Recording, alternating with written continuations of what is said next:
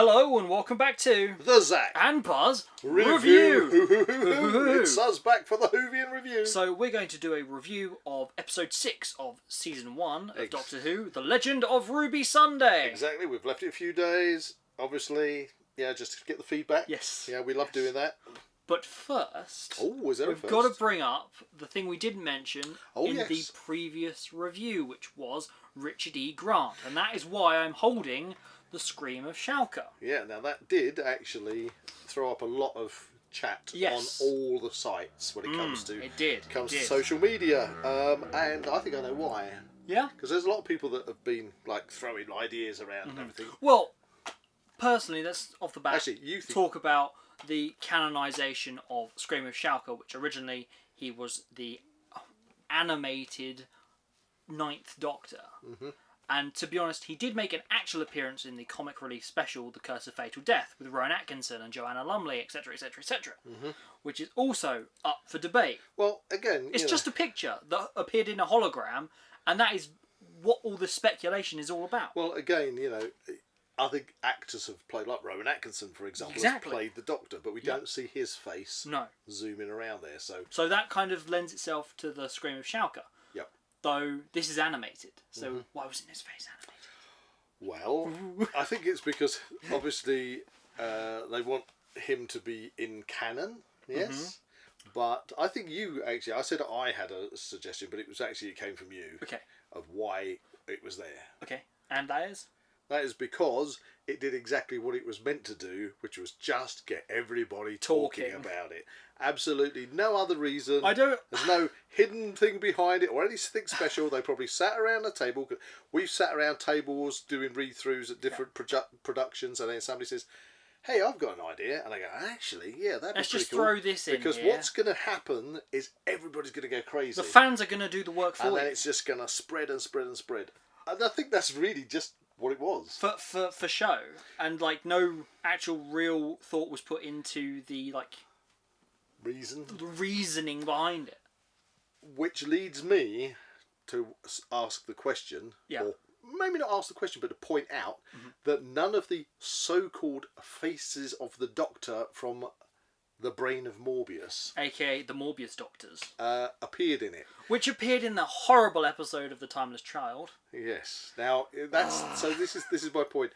I know there was a big debate about whether there are Morbius's faces or previous incarnations of the Doctor. There's somebody who's put up a little bit of the script that says images of the Doctor. Well, when it comes to scripts, that can be taken any way because it's a very even the brief Target novelisation. It's up for debate. It's up for debate, but the fact is, they were excluded. They were excluded. So I'm taking it. Therefore, that has now put a big stamp on the fact they're not the Doctor. Well, okay? I mean, if they think they could put Richard E. Grant in as an actual bona fide Doctor, but they miss them out, that's it.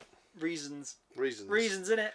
No more are they Doctor. They are Morbius. I mean, to be honest, just my quick opinion on that. I every time I watched The Brain of Morbius, I never saw them as faces of the Doctor. I never did. Okay, I'm going to take you right back to when that came out. Back to your beginnings, Doctor! Back to the beginnings, because when I watched it, when it first aired, when I was talking to all my friends, we were all Doctor Who, Whovians at the time, and it was like wonderful.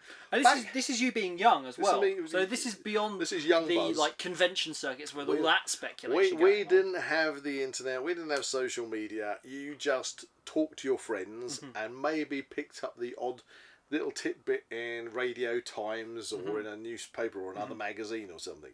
And at the time, it was all about, wow, that was amazing. You got to see this mind battle between the Doctor, seeing his previous incarnations, and Morbius's. Yeah, exactly. And that's exactly how the audience took it, and that's how I've always left it. Doesn't need any more explanation, and I don't care if people have said, people on set that worked, the crew had their photos taken and all this. I mean, people now are literally saying that Davros shouldn't be in a life support system. I'm like, it's not a wheelchair; it's a life support system. Anyway, so take it as you want. But frankly, headcanon. That's what it's all about. Yeah. What do you think? What do you think? If you think we are wrong, if we are completely wrong and just talking absolute nonsense, let us know. Yeah. Anyway, back back to The Legend of Ruby Sunday. So, or should I say the Ruby Sunday Show? okay, so I have a bit of a thing to say again about a previous review, and that is, I was wrong. You were wrong. The villain, surprise, surprise, was actually SUETEKH, or yes. Susan Technologies. Susan Triad Technologies. Yes, Susan Triad Technologies, Susan TARDIS Tech, SUETEKH. Yeah. Okay. So that was the twist. That was the that was the twist.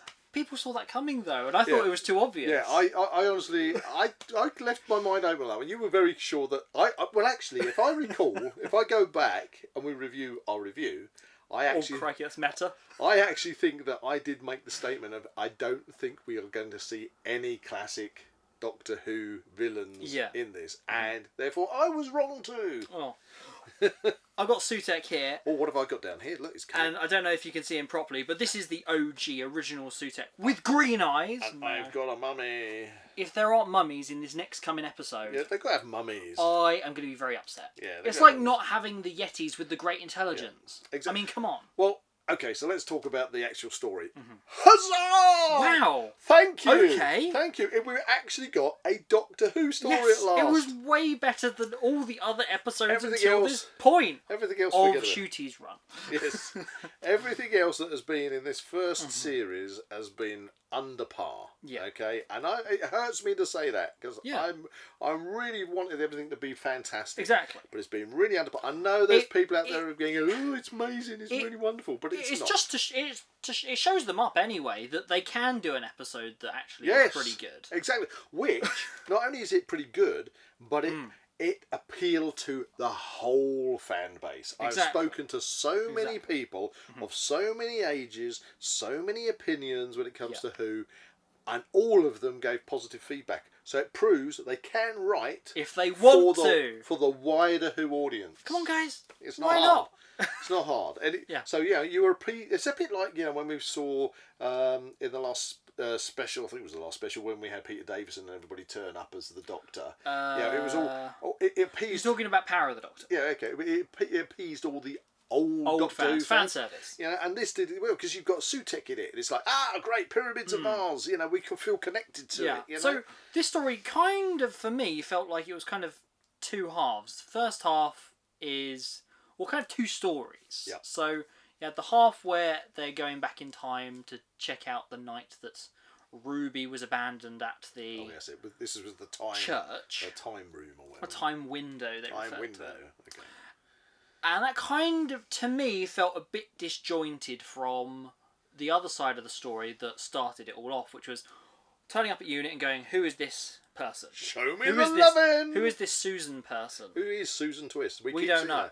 And these two kind of storylines they distract from each other, but then I don't quite see how they're connected other than by SUETEKH. That's how it's kind of connected, I guess. Yeah, but we have the reappearance of Mrs. Flood. Now, of course, there's been a lot of speculation on that because with Mrs. Flood, it's been we have Amy Pond River song, and now Mrs. Flood. Is it a relation? Are they part of the same family? She's wearing the same costume as Clara. But that's what I was going to. Other people are pointing out she's wearing the same costume as Clara. Is it an older Clara? Is it Susan? Yeah, is it Susan? Frankly, I don't think any of that. I mean, we'll find out. But hopefully. I think that because she seems to be in the position of keeping an eye on Ruby right from the beginning. Being the neighbour, she didn't recognise the TARDIS as a TARDIS. She complained that the neighbour had stuck something outside her house, and it was only when the TARDIS dematerialised and she dropped her shopping bags after that it was like, have you not seen a TARDIS before? That was the realisation of what it was. So she's not. I don't think she's Susan because Susan would have recognised the TARDIS straight away. Yeah, and if it was Susan, why wouldn't she? So would Clara. Interact with the Doctor. Yeah, and so would Clive. Anyway, it wouldn't be a drop the shopping moment for anybody that recognises that blue box. So with that out of the way, what I think we're looking at is that because the way she acted towards the grandmother in bed, you're not getting your cup of tea, there's a storm coming. I think that she's probably something to do with the Osirans. I hope they bring up the Osirans. And there is an Egyptian god who was in charge of the Nile and the flooding of the Nile, and she is Mrs. Flood. So I kind of think that perhaps she is an Osiran or something to do with them, and that she has imbued the baby Ruby.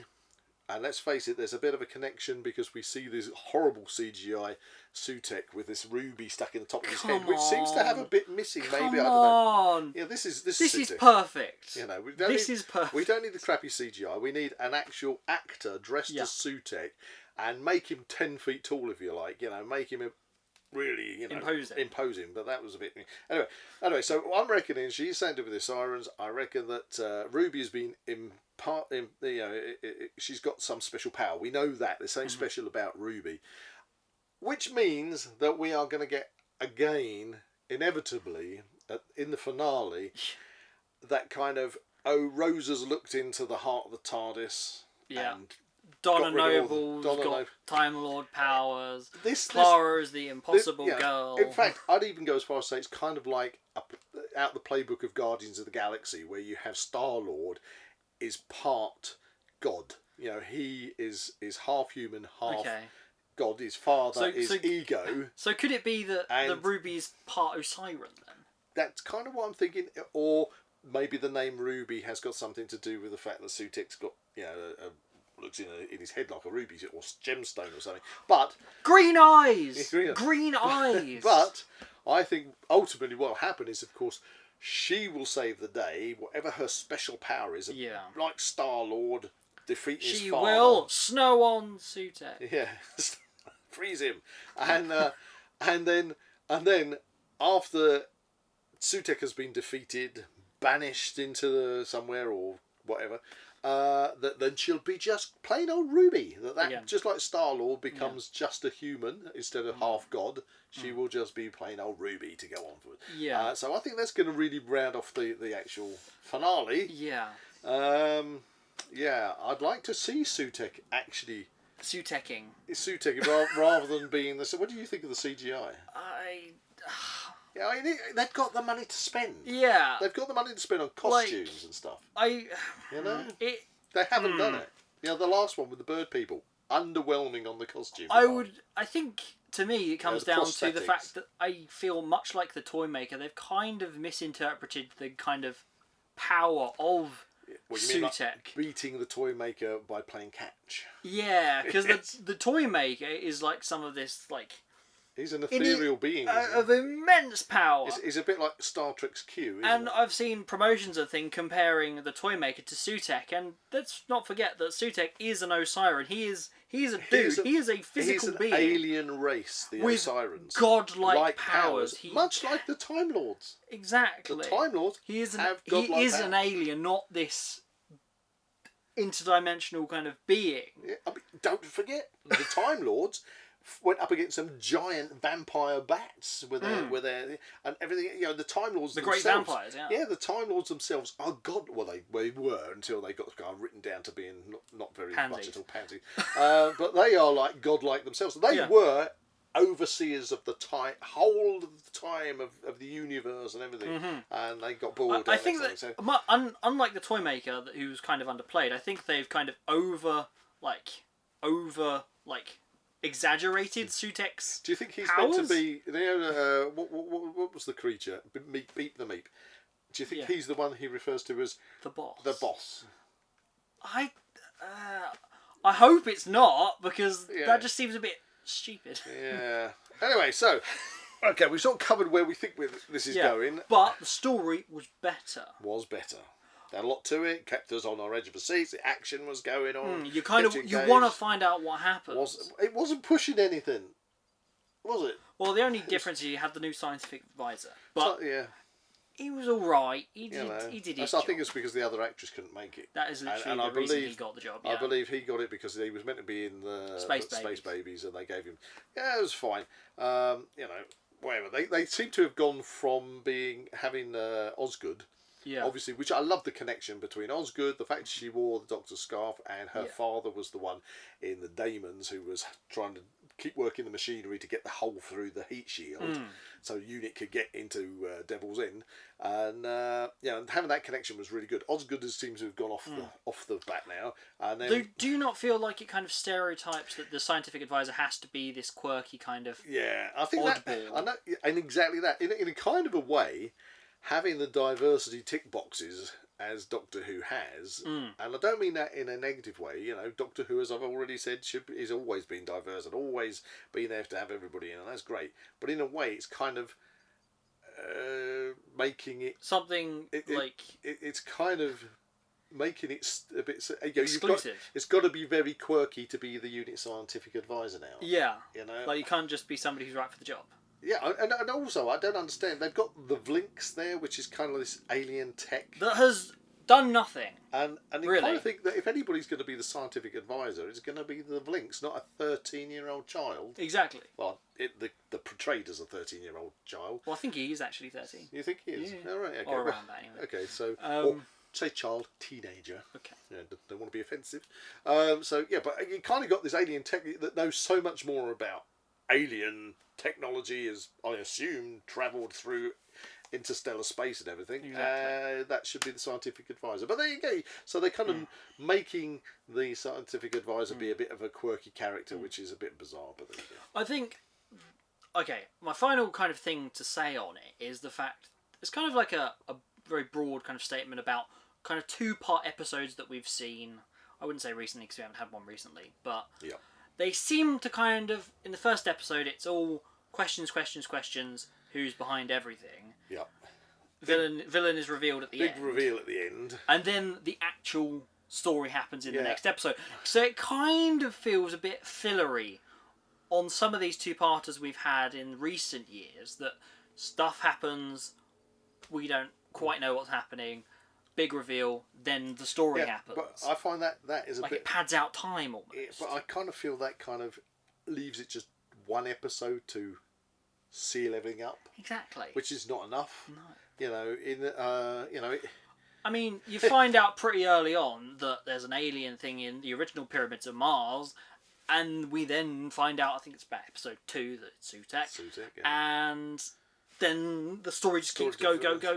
Whereas we've only got we've got one episode for SUETEKH's grand scheme, whatever it may be, to unfold and be defeated. And to be defeated, yeah. And it's kind of like... Which we've already discussed. It's just teasing. It's like, here's what you like, have it briefly, bye-bye. Teasing. Confusing. That's a reference. Yes, it's a Red Dwarf. Dwarf reference. So I think... but that's my point. They're going to round it up, and we know that Ruby's going to save the day, and then she's going to be playing old Ruby for... She's in the next series, is she, or not? I don't know to what extent.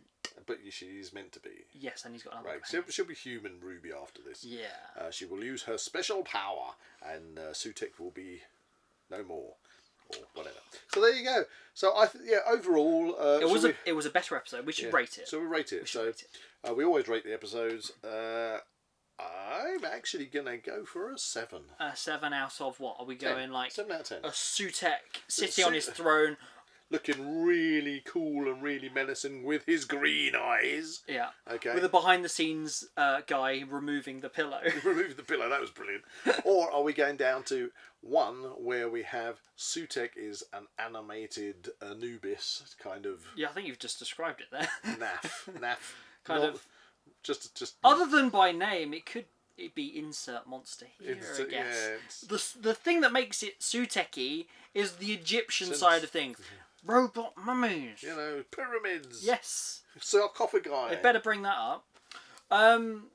Sarcophagi, I assume that's the plural of sarcophagus. Sarcophagi? Sarcophagus. A tomb of sarcophagi. Yes. Anyway, yes. Okay. Maybe we'll get a bit more This will be the higher of my ratings for this season of... What are you going for? I'm going to go with 3. 3.5. God, you're 3.5. There you go. Again, I've said it before. All the Whovians out there keep moaning about us oldies. Yeah. Okay, we're the troublemakers. We're the ones who don't like the new Who, and you guys are giving it lower ratings than we are. 3.5. It's way better than my previous scores for the entire season. Yeah. Well, your previous scores didn't even only just registered on the scorometer. Have we got a scorometer? We should have a scorometer. We should have a scorometer. That would be pretty cool. Maybe for the next series we'll have a scorometer.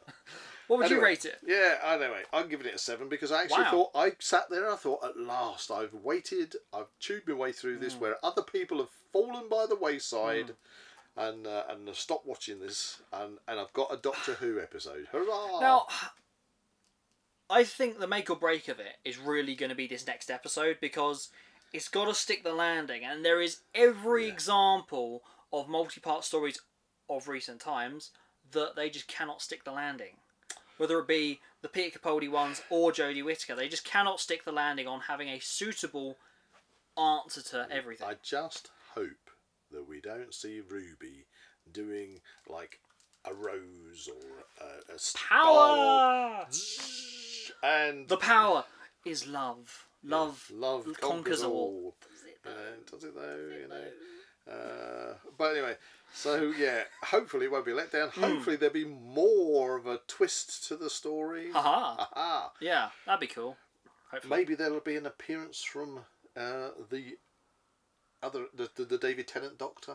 Well, in the preview for the next episode, you do see a David Tennant costume-wearing figure standing in front of a TARDIS that's kind of erupting SUETEKH powers. Well, I was going to say, because the thing is, and this has got to be a thing, David Tennant stroke the Doctor is still alive. Yeah. Okay. And then in the preview for the next episode... Shooty is with not... the last two hearts of the Time Lord. No, you're not Shooty, because you still got David Tennant sitting in Donna Noble's back garden. Now, if David Tennant's Doctor, with his TARDIS, is sitting in the Donna Noble's back garden, with all this happening, with the big storm coming over London, it's just not going to sit there. See, that is the problem with that idea of having the two of them. Or is he going to say, yeah, I'm retired, I'm not getting involved? You know? I mean, come on. So I kind of think, if you're going to... I think he's got to make an appearance. So... Could be wrong. The thing we have to mention is there's going to be a Tales from the TARDIS Pyramids of Mars special episode coming out as well. Ooh. I think that comes out today. I'll have to give it a watch. See, I think it's going to have Shooty and Ruby recounting Pyramids of Mars, and then we're obviously going to watch Pyramids of Mars with added bits from Ruby and the Doctor, as well as the fact that tomorrow evening, midnight, I'm going to the cinema screening of Legend of Ruby Sunday and the Empire of Death. So you're going to get the to cinema. see it on the big screen. On the big screen. Whether or not it's good or bad, well, I've got to see it on iPlayer, so there you go. So stay tuned for that. Okay, brilliant. So there's our review. If you enjoyed this review, please like and subscribe to this channel and comment below any suggestions of further reviews you'd like to see. See you in the next one, Whovians.